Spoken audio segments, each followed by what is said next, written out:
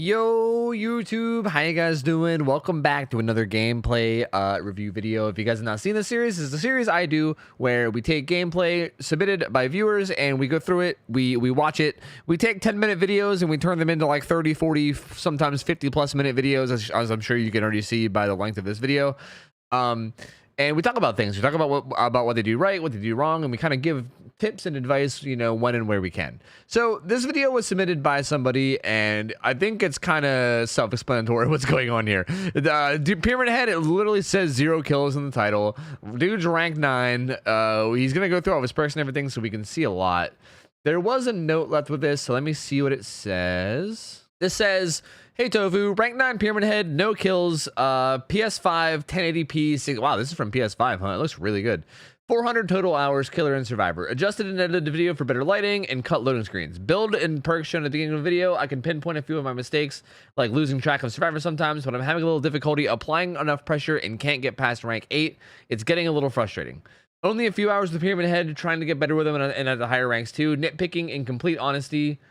Also, barbecue is because I need blood points, or else I would run something like surveillance or infectious fright. Thank you so much." And that's essentially what it is. So, we're not gonna, you know what?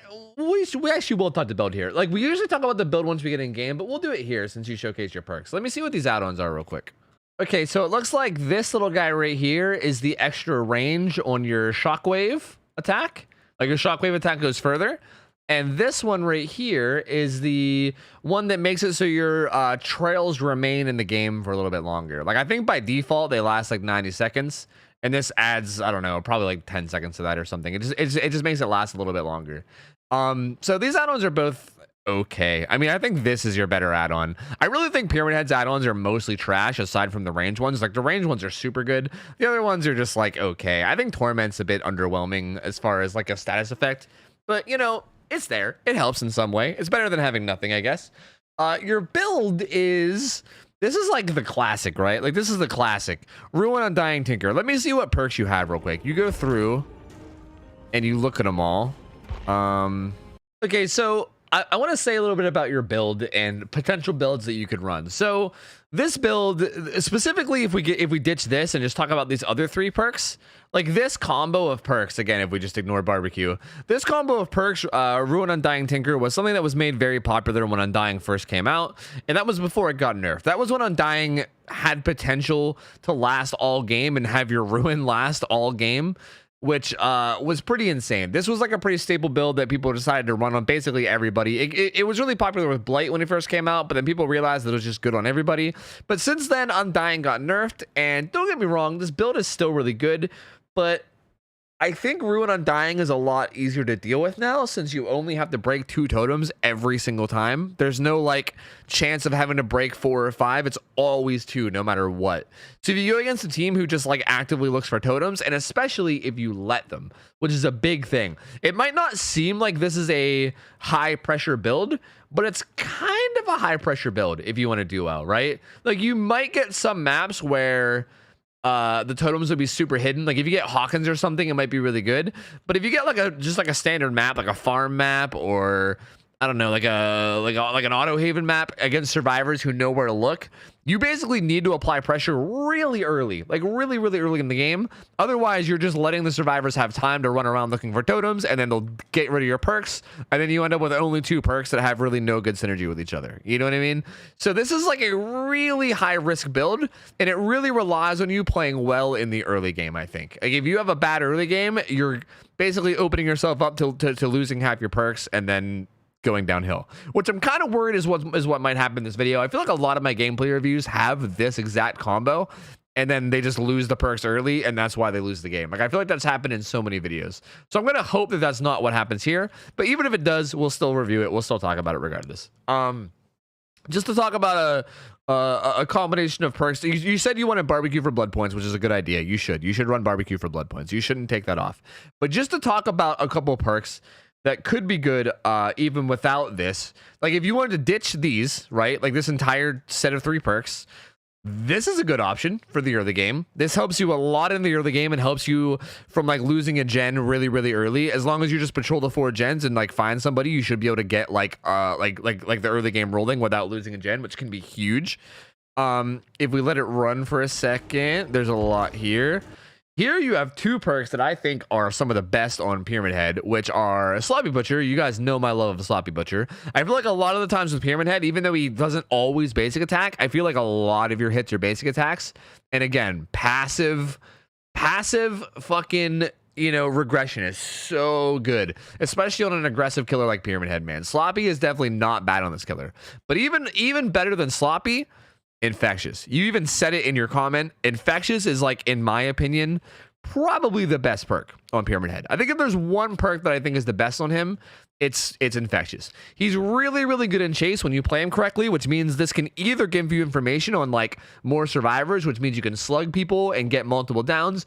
And it also gives you information on whether or not you should cage people. Because when you down somebody, you can kind of know whether or not you should cage them based on how many people are around you, and whether or not you're going to have a chase nearby, or whether, you know, everyone's across the map and you're better off hooking them, right? So Infectious is fucking fantastic. It would not be crazy for you to just replace all three of these perks with Corrupt, Infectious, and Sloppy Butcher. That would make a fantastic build that's a lot more reliable, doesn't really, like, risk getting broken in the early game, and it would be a pretty solid build overall. I mean, also, honorable mention for I'm All Ears. It's a really fun perk. I don't think it's, like, one of the best, but it's really fun to use with his shockwave power, because you get to see exactly where people are, even when they're behind a solid wall, and then you get to just shockwave them for free. It's definitely really fun. It's definitely a pretty fun build. You can even replace, like, Sloppy for that, and it would be pretty solid. I also think Whispers is solid too, but, like, again, I don't know, like, you only run so many perks. I think running Whispers would be okay, but there's also, like, better options, I think. And yeah, that's really all I gotta say about your build. We'll see how it actually plays in the game. Hopefully you don't lose your totems early, because that would suck pretty hard. I think that would suck really hard, and would kind of make the whole video, I wouldn't say pointless, but I don't know. It kind of makes it redundant to me when you lose just because of, you know, losing your perks. But anyway, let's see what happens here. So you spawn in on Father Campbell's chapel. The fact that this is like PlayStation footage is crazy to me. Usually when I get console footage, not to be mean, but it usually looks like shit. That was a really good hit. I was gonna say that was kind of risky because she could have juked that, but you ended up getting away with it. She vaulted out, which I guess you didn't understand at first, but now you're tracking her. Okay, here's what sucks. You can't switch it to low graphics, dude. Console players get dicked by the fact that you can't play on low graphics, dude. Like, I'm gonna be honest, I have no idea where she went. If you were on low graphics, it would have been so easy to see where she went. There's a blood trail, there's some scratch marks. You really should be looking for a blood trail. Like, ideally, you want to go to the corner and look down at the ground and see if you can find blood.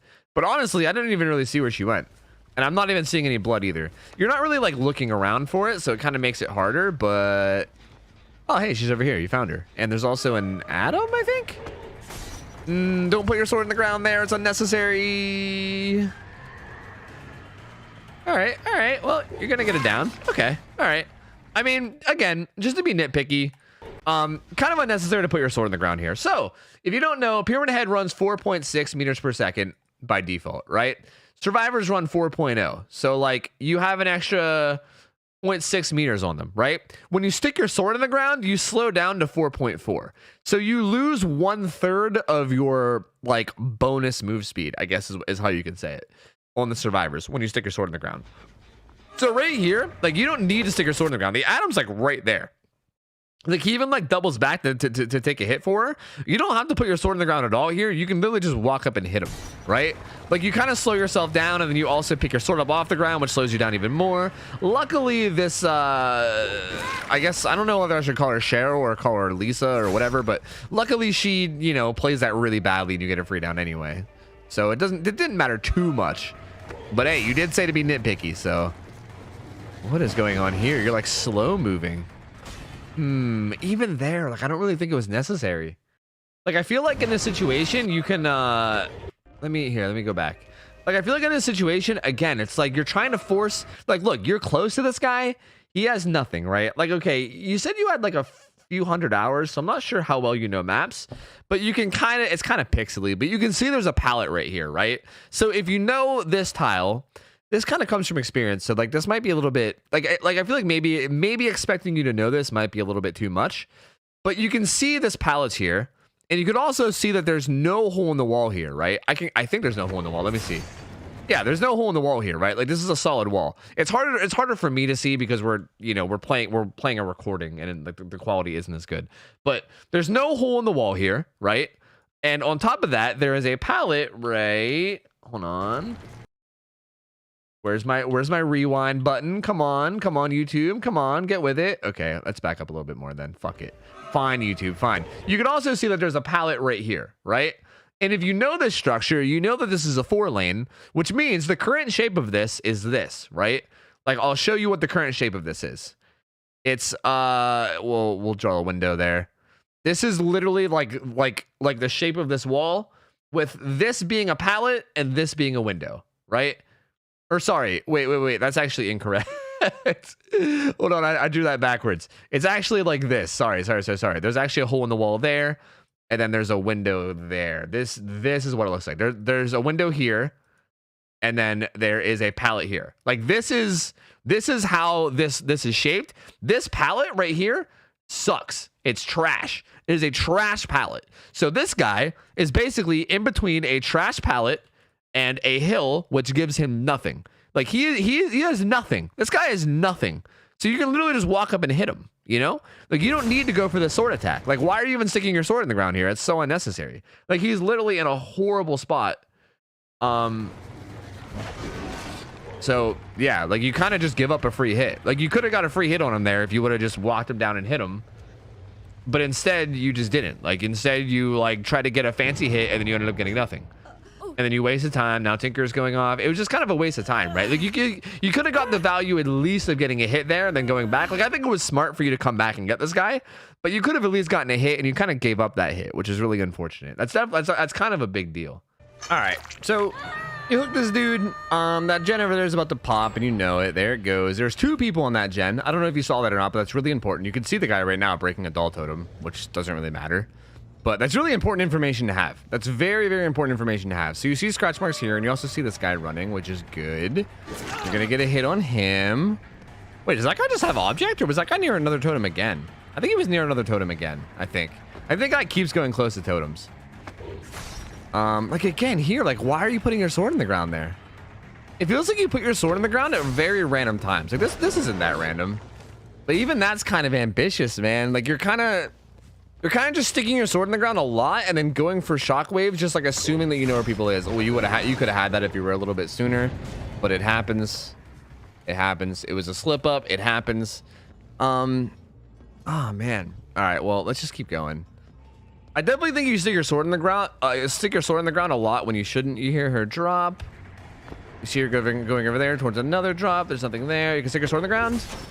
A little bit too slow. A little bit too slow. I like that you didn't go for the shockwave there, though. That was smart. It was smart to not go for it and instead chase. If you had got that a little bit sooner, you could have got a hit, but you didn't, and it's kind of unfortunate.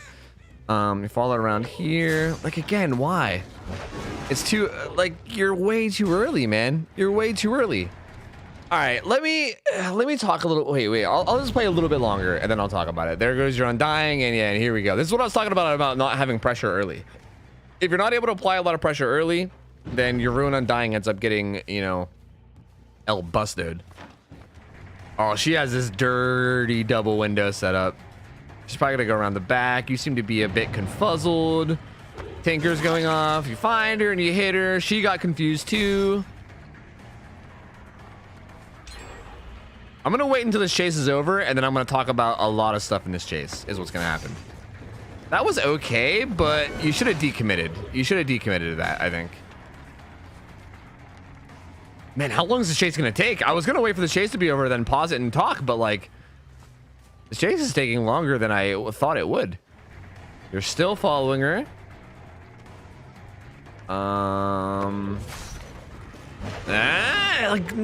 Why though? Like, why bother? Okay, you're bailing. Okay, so we need to talk about some stuff with your chase. Okay, so let's back up. Let's back up. So I feel like a big thing that you struggle with is just knowing like when to put the sword in the ground. Like I know I just talked about it a little bit ago about how it slows you down. It's a really important thing to know when to do, right? Like knowing when to stick your sword in the ground and when not to stick your sword in the ground makes a big difference. Like right here, for instance, this is just kind of a waste of time, you know? Like she already has so much distance on you. Like, I don't know if it comes with maybe you not recognizing the situation. Like you can see her right here, kind of like, again, it's a little bit pixely, but she has like a window there and a pallet here. Like there's no way that you get a hit here. Like there's literally no way, unless you just randomly throw it through the wall and pray for the best. There's no way to reliably get a hit here. So like for you to stick your sword in the ground here, maybe you just don't know the tile well enough or something. I don't really know what it is, but it's kind of a waste. Like this whole thing right here is a waste. And it might not seem like much, like, oh, no big deal, you recovered from it quickly. Look, bam, you recovered, you know? But again, like all of that time is time that you could spend getting closer to the survivor and, you know, like getting a hit. And like even right here, I also think you struggle a little bit with like tracking as well. Like it feels like the entire time that you're chasing this guy, you seem to struggle with tracking. And again, I really wish you can play on low settings. Cause like, look, again, like here, like you see him over there, you follow him over.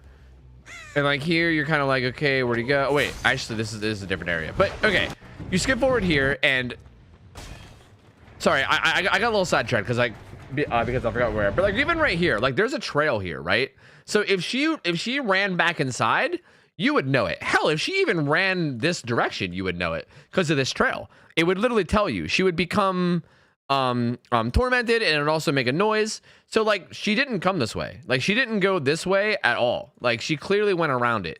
So like for you to like look this way is weird. Like she's not there, right? And then you turn around and you're like, oh fuck, where'd she go? Oh fuck, where is she? Oh god. And then she scratch marks and you're like, oh, there she is. Okay. You know, like that amount of getting lost is costing you a lot too, you know? Here, like you end up getting her here because Tinker procs, and you turn the corner and she runs into you, which is nice. So you do end up getting a hit on her. But like that whole thing was very sloppy. Like your tracking on her was very sloppy. And I think your sword timings, I guess, you should really only be putting your sword on the ground if you're close enough that you can land a shockwave. Like you basically have to be in range of landing a shockwave, and they also need to be in vision of you the whole time. It's essentially the only time that you should be sticking your sword in the ground. And even then, you should only do it if they're about to get to a pallet or window, right? Like if you're in a wide open field, then don't bother. So I don't know. Like right here, like for instance, that was good. Like I like this. Like this was good timing. Like I'll back this up a little bit. This was actually pretty solid timing right here. Like she was running up. She had a pallet. You stuck your sword in the ground, and you're like, "Go ahead, bitch, throw it, throw it. Go ahead, I dare you." But then she didn't throw it. And right here, you need to just pick your sword up. Just pick your sword up, and just be like, "All right, well, it didn't work." And pick your sword up. Like you could have maybe gotten that, but it was a little bit aggressive. You could have just picked your sword up, and then it would have been fine. But instead, you go for the shockwave. It misses, and then you get punished even more by her getting even more distance. And then she keeps holding W and runs the whole way across the map, and then you gotta chase her. And then we get basically caught up to where we were. So I'm just gonna skip. Oh wait, yeah, I forgot about this. Hold on, I want to talk about this too. So like right here as well, like you stick your sword in the ground, and you're like I feel like you're playing in a way where you're just trying to like predict what they're gonna do, right? Like you're kind of just banking on the fact that she's gonna come this way. But if she's a competent survivor, which she's proven that she is, right? Like this survivor has proven that she's competent. She's going to be looking for this. Like she's going to see that you stick your sword in the ground, and she's going to be like, okay, he's going to throw a shockwave. So she's going to be watching out for it. So like, she's not just going to run into it, you know? Like maybe really dumb survivors might do that, but like this survivor is like kind of smart, which is another really important thing as killer. Is basing your strats around the survivor you're playing. Like you should be able to identify the fact that this is a strong survivor, and then the strategy that you go into this chase has to be different, right? Like this, like what you just did would work on some people. I'm not going to say that it's horrible all the time. There's certain survivors where you can probably get away with that, and it might work. But it's very risky, and if the survivor knows what they're doing, then you end up just getting nothing, and that's what happens. You end up getting nothing, and then you end up just dropping chase because you're like, fuck it, you know? You waste so much time going for it. They end up just dropping chase. You see this Adam, he's scrambling, you hit him, he should be dead. Like, don't even sword here. Don't even sword here.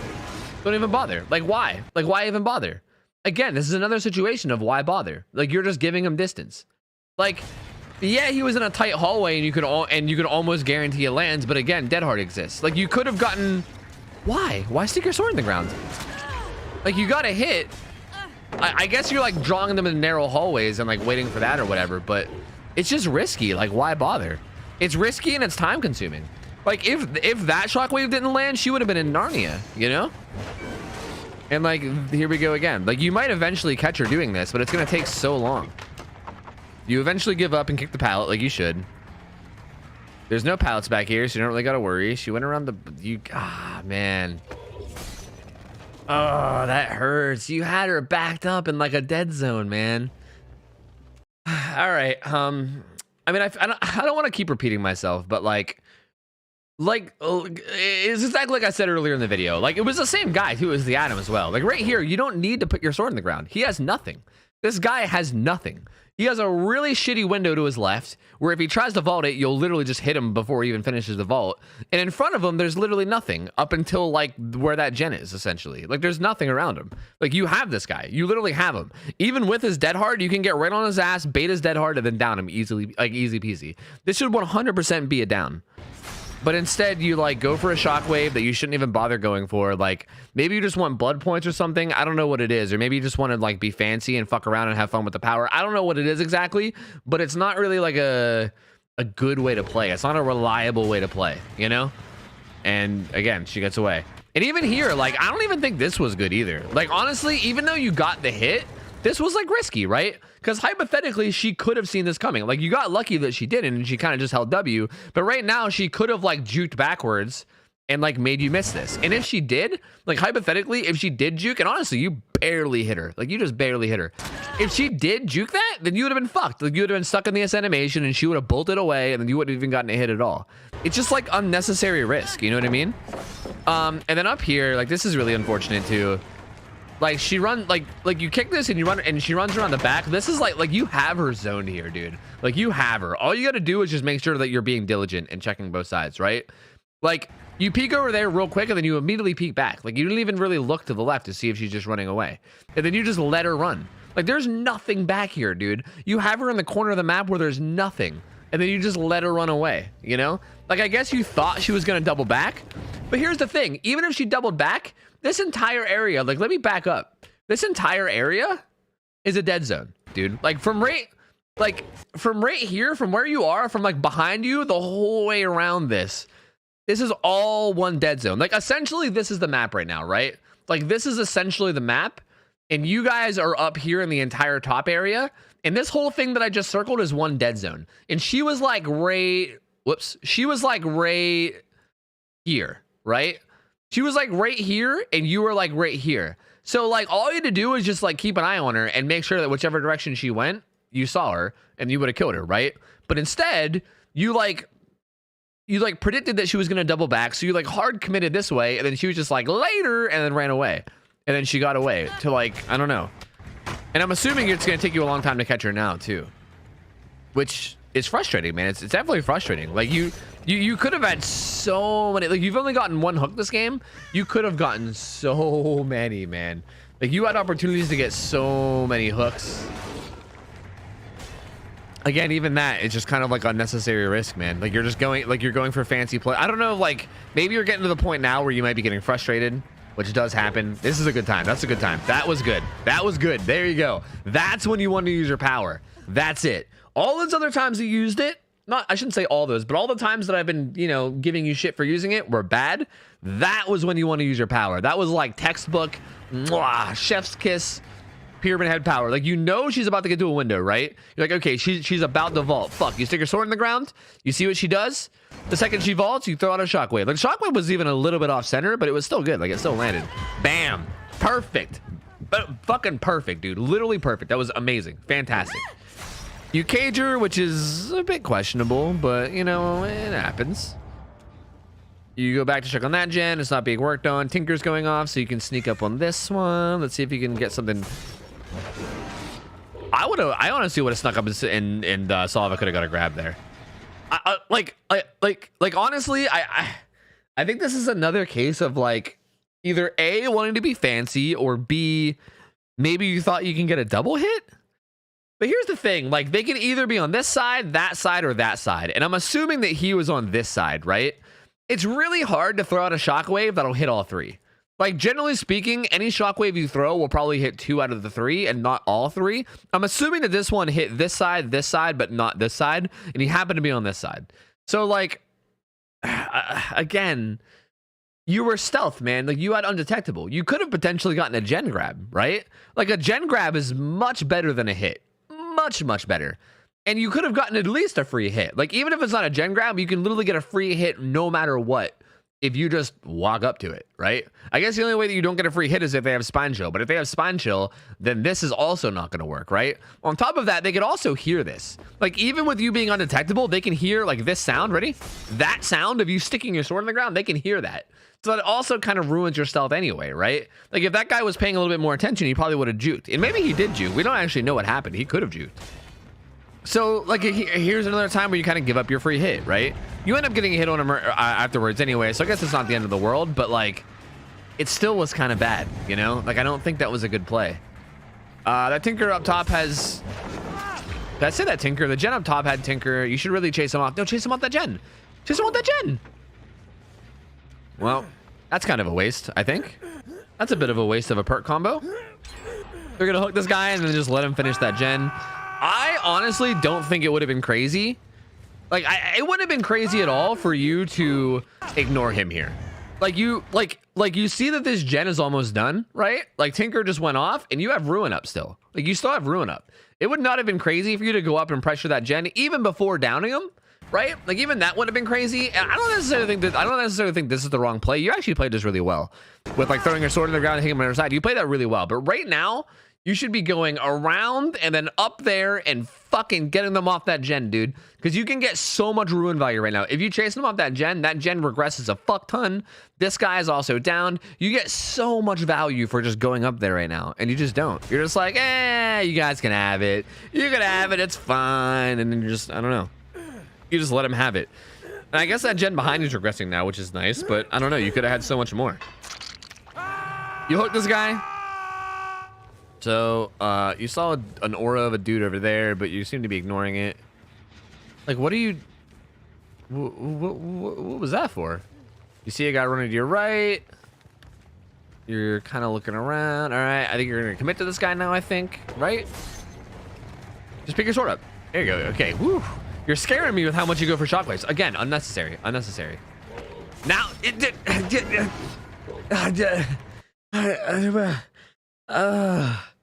Man, it hurts. It hurts. Like, again, right here, totally unnecessary. She has nothing around there. Nothing around there. You can literally just walk up and smack her, right? So you stick your sword in the ground for no reason. And then at this point, you might as well commit, right? Because she's like going towards a window. But then you decommit right before she gets to the window, and then you try to recommit, but it's too late because she already vaults. Like, if you wouldn't have stuck your sword in the ground, you would have either A, gotten a hit, or B, you would have been ready to put your sword on the ground whenever you actually needed to, and you would have got a hit there. Like every single time I point this out, like, I feel like it's happened, like, I don't know, like 5 or 6 times so far this video. You got to keep in mind that every single time I point this out would have been a hit. And 2 hits is a down, and every down means that survivors need to get off gens to get the person that you downed, which means that generators regress because you have a Hex Ruin up, and that it all cycles into you winning the game. You understand? So, like, all these hits that you're giving up is just 100% costing you the game. Like, it's completely costing you. Like, you could absolutely be winning this if it wasn't for all this, you know? You down the Adam again. You sent... Did you cage him? You didn't cage him. So you might actually get DS by that guy. I think it's been long enough. You kind of need to defend that. You should have made... I think you should have just ran over and tried to defend that. That was the last gen, and you still have Ruin up, you know? You could have at least tried to get some Ruin value. Like, you hooking him basically just guarantees that they get that done now. And they do. This guy is going on his second hook, and I kind of just see how this match is going. Yeah, I can kind of see how this is going to end. This is actually interesting. Because, again, usually whenever I have videos with Ruin Undying, usually Ruin Undying go down really early. And I thought that was going to happen whenever Undying dropped, but, no, Ruin actually set up this entire match. You kind of just didn't make great decisions with it. Let's see what happens here. This dude, at this point, you're just trying to scrounge for a kill, right? Like, at this point, the game's over. You're trying to just scrounge for 1 kill. You see this Kate. You're going to give her the old smackery doodah. Right? Where's she going? To the window. That's way too far away. That's way too far. Don't bother. Don't bother. Don't bother. All right. I mean, hey, maybe you're learning the range, you know? I do got to keep in mind that you are rank 8. You're not, like, super experienced. So like a lot of it, you also said that you don't play Pyramid Head much, so a lot of this might be just like definitely might just be you feeling out this killer. I might be judging you a little bit too harshly and assuming that you already know all the ranges and stuff. It's kind of hard for me to sometimes remember what it's like to be newer because of how many hours I have. But again, like hits like that are just so risky and unnecessary, right?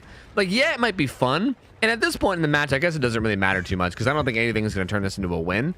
But again, it's just so risky and unnecessary. Like, you have no vision. You don't know where they are. You're kind of just like trying to predict and hoping for the best, right? When you can easily just pick up your sword and get a free hit, you know? And they're all out. Okay, well, we'll go. Oh, she's taking forever to leave because, you know, they do that sometimes. All right, well. We don't have any. Wait, actually, we do get their perks. I want to see the perks. I want to see the builds. Oh, they were all red rank. So yeah, you also, okay, you weren't even ranked. Wait. Oh, it shows rank 9 and also shows rank 10. That's a weird bug. So these guys were all red rank. So you were definitely like outmatched as far as matchmaking goes too, which is pretty unfortunate. They weren't even running like the craziest best perks. Like this guy was running Wake Up for some reason. But, you know, it's still, I don't know. Like, this was definitely a winnable game. This was absolutely a winnable game if you didn't make a lot of the mistakes that you made.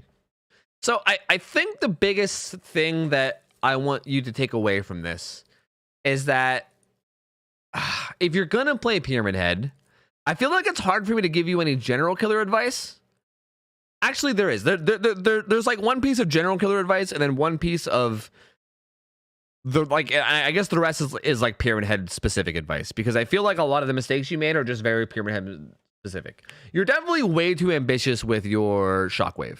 Your shockwave, like, you're way too ambitious with it. You throw it out all willy-nilly, and you also don't seem to understand when to put your sword in the ground. Essentially, the way that you should be playing Pyramid Head, like the most efficient way to play Pyramid Head, is don't really ever stick your sword in the ground unless they're about to take a unless you're within range, which is about, I think it's like 8 to 10 meters is about the range. And it extends like a few meters with every add-on. I think the default is 8, but I'm not sure. So it's about 8 to 10 meters in front of you, right? Like, I would try to learn the range as best you can.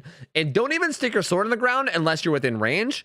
And even then, you only want to stick the sword in the ground in a situation, wait, I think I went right to the spot. In a situation like this, where they're about to get through a window that normally you wouldn't be able to get to a hit at, right? Or a pallet. If they're about to make it to a window or a pallet where normally you couldn't get a hit just by running, then you want to stick your sword in the ground, right? Like that, this hit right here was perfect. That made me so happy to see that. But there's other times, like so many other times in this video, where you stick your sword in the ground where you just simply don't need to, you know? Like this being one of the most obvious ones right here. Like you simply don't need to. This guy is not going to make a pallet or window, right? Like there's no pallets or windows nearby that he's going to magically make that this would stop him from making, you know? Like you're not really preventing anything. You're just kind of going for an unnecessary shockwave. So like these plays need to go. Like this kind of stuff needs to stop. This is the kind of stuff that's going to throw you games. Again, like it might not seem like a big deal, but if you don't do this and you get this down, then that means someone has to unhook them, which means gens regress with ruin. And it just, you know, like getting downs fast, like being able to consistently get hits and downs fast is the key to winning. Like that's 100% how you win games. Like there's no other way. Like that's literally the only thing that goes into winning games. Is just getting as many hits as you can, as fast as you can. So all these times that you're not getting these, it's screwing you over, right? Like you could be getting downs, you could be getting pressure. What else is there? I still think, like, I find it odd that you're running like Tinker or Ruin, but you don't seem to be taking advantage of it, right? Like you don't seem to be taking advantage of Tinker. Like here, it doesn't matter what killer you are, man. Like you should be sneaking up on this gen with Tinker. And I also think that like in this situation too, where like this gen goes up with Tinker and you know that it's almost done. And I'm fairly sure that like the direction you're facing here, I want to see if I can actually see it. Is this the side with the stairs? Is this a doorway? This is the side with the stairs, is it not? Fuck, it's hard to tell. Yeah, this is the side with the stairs. Like literally, if you go in this doorway, there's stairs that go up and then bam, you're right there. Like you can get to that gen in, no joke, like 3 seconds. You can get up there in like 3 seconds. So the fact that this is being worked on You should have either A, just completely ignored this guy and chased him off, or B, gotten this down real quick like you did and then still gone up there. You could have gone up there. Like, that gen behind you is going to be regressing because he was the only one working on it and you chased him off. If you go up there and chase them off, then suddenly this gen's regressing, that gen's regressing, every gen is regressing. You have pressure on people. Like, the whole team is getting pressured. You know what I mean? And you kind of just don't. You kind of just don't. So I think definitely taking advantage. Like, I think that's a case of like not taking advantage of your information, you know? Like, Tinker gave you information and then you just didn't really take advantage of that information at all. And you instead just played like very one-dimensionally, where you just like instantly hook every single person you down. Slugging is a necessity to killer, man. You gotta slug sometimes. Sometimes you gotta slug. And yeah, I think that's really it. I would also say to work on your tracking a little bit, but I think that also comes with time. I don't think there's really any like little secret I can tell you that'll make you better at tracking. That just kind of comes with playtime. The more you play the game, you'll slowly get better and better at tracking, and eventually it'll just come naturally. So there's not really any tips I can give you. Just try to focus on it a little bit. It definitely felt like in the chase early on with the Fang, you were struggling to keep track of her a bit. And like, again, like I feel like back here too, like this was also a bad case of tracking where like you had this guy dead. Like, the fact that you just let him go here, like, I don't even know if this was tracking as much as this was bad decision making. Like, you did not need to double back here. Like you had her in such a bad spot. Like, maybe you didn't realize that this was like the corner of the map. Whoops, sorry, that went off screen. Like this was like the corner of the map over here, right? So like all she can do is either go this way or that way. So like all you had to do is just make sure she didn't run this way for a second, and then if she didn't, you could just run back that way. Like, you had her in a perfect spot here. Like, you were in a perfect spot. Like, literally this is the spot you're in, right? Like, the closest pallet is like, or like the closest window is like here, right? There was like a T-wall, and then like maybe like here there was a 4-lane, right? And you were like up here and she was right here. And you were like right here, right? Like, you're in a perfect spot, dude. Like no matter what direction she goes, you have a head start. You can take an angle on her, like no matter which way she goes. So all you gotta do is just wait and see. And instead of like just waiting and seeing and then taking a good angle, you like go in, right? Like, you go in and then you just let her run away. It's just really weird. Like, you have such good positioning here, and then you just give it up for free. It's so odd. So yeah, that's not really a tracking thing as much as that's like a decision thing. Like, you had her zoned and then you just gave her up, which is kind of a bummer. But yeah, anyway, I think that's all I got. I think if I keep talking, I'm just going to keep going in circles. Again, sorry. I hope this review was okay. I feel like a lot of the times I expect a lot out of people. It's not that I expect a lot out of people. I think I just forget sometimes what it's like to be like newer, which is why I usually try to stick to like red rank gameplay reviews, because I feel like it's easier for me to like give someone who's red rank shit about, you know, misplaying something, because I expect them to know better. Whereas like I feel like a lot of this stuff might be like, it might have been a little too harsh. Like, it might be too much to expect you to know every tile, right? Like, maybe you just don't know where the closest window or pallet is, you know what I mean? Like, you might just not know any of that stuff yet, and if so, that's totally understandable. It kind of comes with the learning process, but hopefully this teaches you something in some way. Thank you so much for submitting. I know it's really difficult to like submit a bad game like this, because I know like YouTube comments can be harsh sometimes. And by the way, if you guys are dicks in the YouTube comments, then you're the worst kind of person. I just want to throw that out there, because I know it's hard to submit stuff like this. I also don't accept 4Ks. I only accept games where you lose, so you'll only ever see games like this. So thank you for submitting. I appreciate it a lot. If you guys want to submit yourself, we have a channel in Discord dedicated to it. So feel free to join my Discord that's linked below and read the pinned messages that has the rules as far as submissions, and feel free to submit yourself. Thank you guys so much for watching this. I hope you guys like this. That's going to be it for me. I'm going to get the fuck on up out of here. And remember to leave the video a like if you did like it. It helps me with the algorithm. Subscribe to the channel as well, because I'm uploading almost daily. And also stop by my live stream sometimes as well. I'm live 6 nights a week over at twitch.tv/OhTofu. And I am going to get out of here. Hope you guys have an awesome rest of your night. I'm out of here. See ya. Take care. See ya. I'm out of here. See ya. See you later. See ya.